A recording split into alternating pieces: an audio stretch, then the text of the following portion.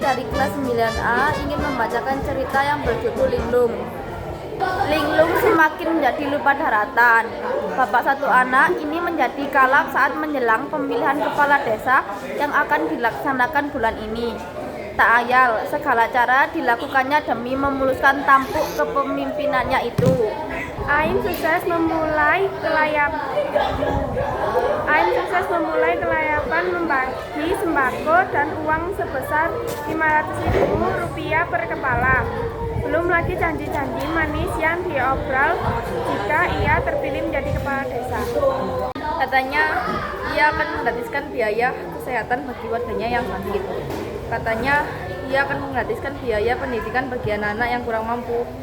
Dan banyak lagi janji-janji manis yang terlantar dari bibirnya agar ia terpilih kembali menjadi seorang kepala desa. Orang-orang mulai kasak-kusuk membicarakan janji manis itu.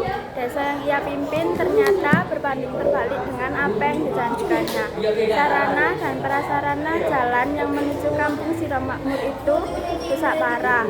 Banyak terjadi insiden kecelakaan akibat jalan rusak yang tak kunjung diperbaiki. Padahal dana desa sudah digelontorkan pemerintah pusat untuk membangun struktur jalan. Lampu penerang jalan pun dibiarkannya mati tanpa ada perbaikan dari aparat desa. Bangunan sekolah rusak dibiarkan merana begitu saja. Puluhan siswa terancam keselamatannya. Belum lagi genting bocor yang mengharuskan siswa terhambat belajarnya ketika musim hujan. Hal-hal ganjil inilah yang menjadikan Jarot menjadi naik pitam. Ia bersama sebagian warga desa pernah mempertanyakan anggaran dana desa yang semestinya digunakan untuk pembangunan ke kantor kepala desa. Malah ia menjadi sasaran amarah dan umpatan sumpah serapah Linglung. Jarot bersama sebagian warga akhirnya pulang dengan tangan hampa. Ia tak mampu membendung ambisi kepala desanya untuk memperkaya diri dan keluarga dengan uang haram. Matahari terlihat malas saat berangkat dari peraduannya. Cahayanya tak lagi memancarkan sinar keemasan di pucuk-pucuk pohon pisang. Burung-burung yang biasanya ramai menyambut pagi, kini nyaris tak terdengar cericitnya. Desa yang diapit oleh dua sungai besar itu tak ubahnya akan ditenggelamkan oleh ambisi kepala desa yang haus akan kekuasaan dan jabatan. Untuk membendung ambisi tersebut, sudah ada dua kandidat yang siap maju dalam perhelatan akbar ini. Ia adalah Jatmiko dan Suyatno. Dua calon kandidat kepala desa ini memiliki background pendidikan yang berbeda. Jatmiko pemuda desa yang pernah menjabat sebagai ketua BEM di salah satu perguruan tinggi negeri Kota Pahlawan, adalah lulusan teknik sipil. Ia siap kembali ke kampung halamannya demi memajukan dan memakmurkan tanah kelahirannya. Suyatno pemuda desa dengan predikat cum laude dari salah satu perguruan tinggi negeri Kota Semarang adalah lulusan sarjana agama. Ia juga turul andil dalam memajukan desanya yang telah lama ia tinggalkan.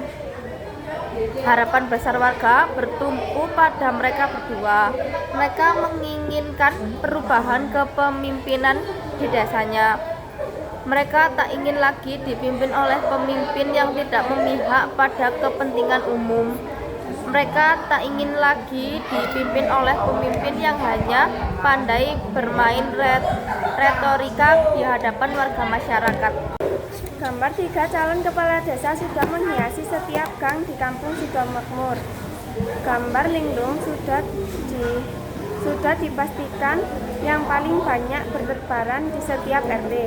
Tim sukses Linglung sudah menyiapkan banyak tempat untuk memasang gambarnya. Walaupun demikian, warga sudah antipati dengan tindakan arogan kepala desa itu. Sedikit demi sedikit, warga mulai sadar bahwa suara mereka akan dibeli atas nama kekuasaan dan jabatan, bukan lagi atas nama keadilan dan kemakmuran. Obrolan di warung kopi Mak ya, pagi ini tak upaya seperti rumah kemenangan bagi kedua calon yang akan bertarung dengan incubator. Sudah waktunya desa kita dipimpin oleh seorang pemimpin yang adil dan jujur, kata Mbah Dul, seperti sambil menyulut rokok klobotnya. Asap rokok itu mulai menyebar ke sekeliling warga yang mendengar nasihatnya. Dan paukah tembakau pilihan itu menebarkan aroma kegelisahan. Ya betul Mbah, kita jangan lagi percaya pada janji manis linglung yang keblinger itu. Sudah puluhan tahun desa kita menjadi desa yang tertinggal dengan desa sebelah. Desa kita tak upaya menjadi mesin pengeruk kekayaan linglung dengan keluarganya. Jawab Marno dengan nada kesal. Sampaikan kepada warga masyarakat, jangan sampai menerima uang haram itu dari tim sukses linglung, ujar Mbah Dul sambil meninggalkan warung kopi. Siang itu, jalanan mulai ramai dipenuhi kendaraan yang lalu lalang menuju ke kantor kepala desa. Warga sudah banyak berkumpul untuk mendengarkan visi misi ketiga calon kepala desa tersebut.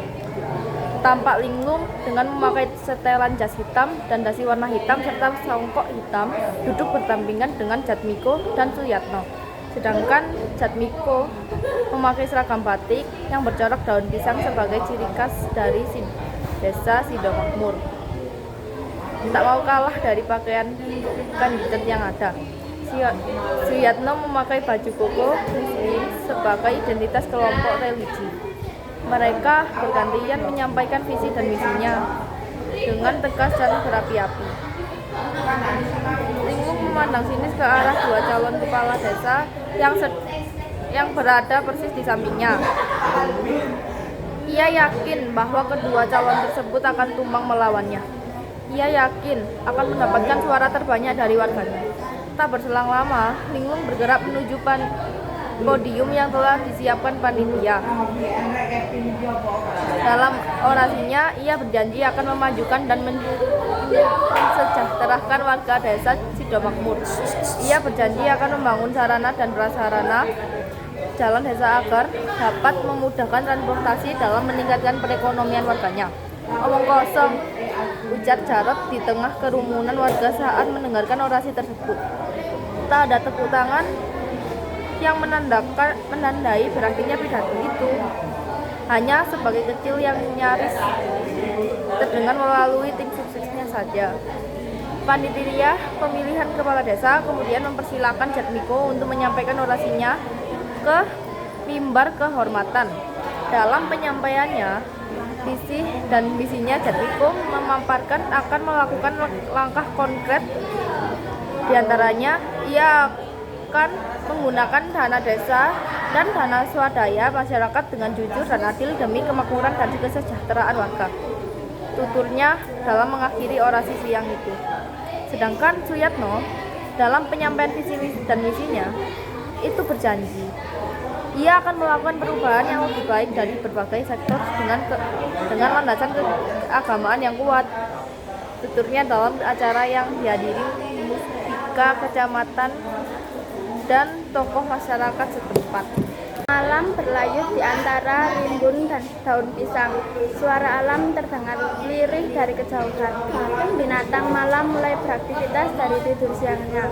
Jalanan nampak lengang di beberapa sudut desa. Sesekali terlihat lompatan katak dan serangga malam di tepi jalan yang mulai merayap.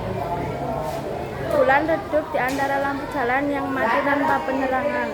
Kabel listrik yang putus tak kunjung diperbaiki. Banyak lubang bertebaran menghiasi badan jalan.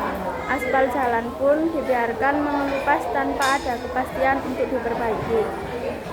Orang-orang malas untuk keluar rumah pada malam hari karena minimnya penerangan dan jalan yang rusak.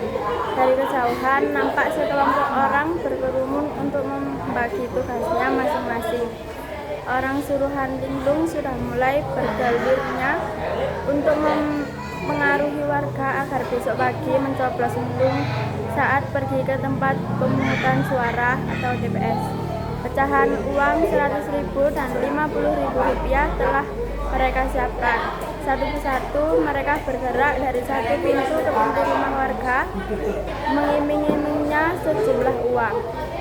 Pada saat membagi uang tersebut, banyak pintu warga yang tertutup rapat-rapat.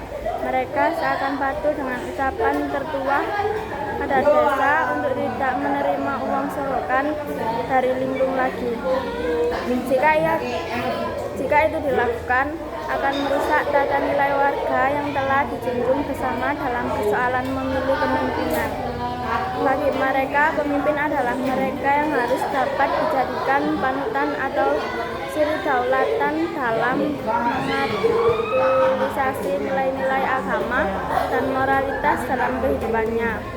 Dengan selalu memiliki keluruhan hati dan jiwa, rendah hati, jujur, tidak suka segala bentuk penindasan dan kekerasan, pemaaf, dan penuh kasih sayang, ujar ketua adat yang pernah menasihati mereka saat di warung kopi Mak Yah tempo dulu.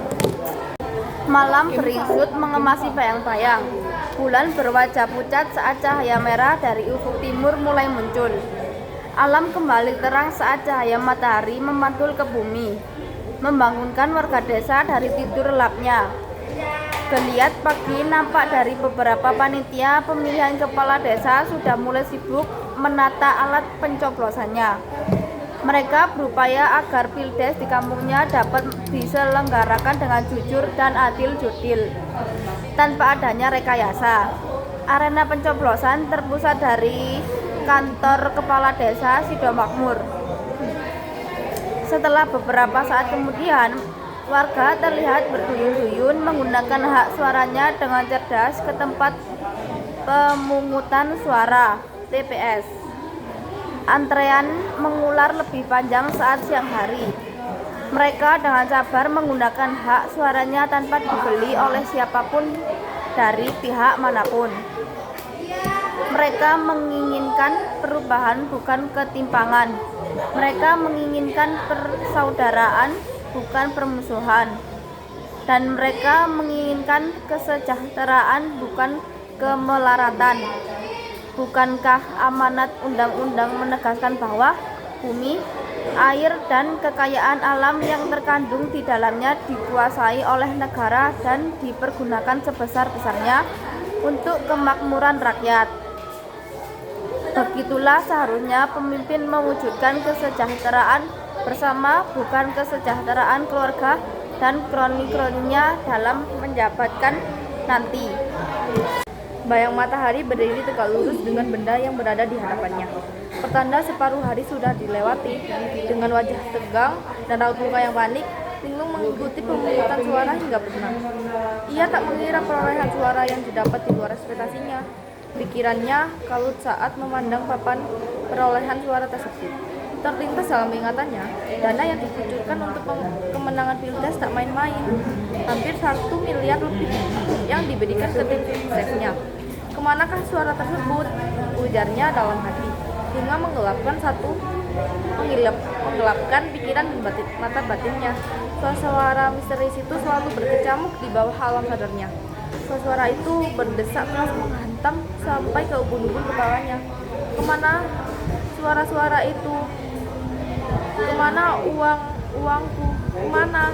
Sambil berteriak histeris dan merobohkan papan pemungutan suara. Matanya merah siaga. Dia membakar mereka yang berani menghalang-halanginya. Suasana pemungutan suara berubah menjadi carut marut. Orang-orang berhamburan keluar untuk menghindari amukan linglung. Beberapa tim keamanan dari Polsek dan Hansip berupaya mengendalikan suasana amukan linglung. Amukan linglung semakin menjadi nyata saat diamankan. Beberapa kursi berhamburan ke udara karena ulahnya. Matanya memerah memandang tim suksesnya yang telah berkhianat. Ia melompati ke beberapa kursi dan mengejar tim suksesnya sampai di tengah jalan. Suasana semakin tidak menentu. Orang-orang kembali berlarian untuk menyelamatkan diri dari amukannya. Linglung benar-benar kalap. Ia tak mampu mengendalikan dirinya. Ia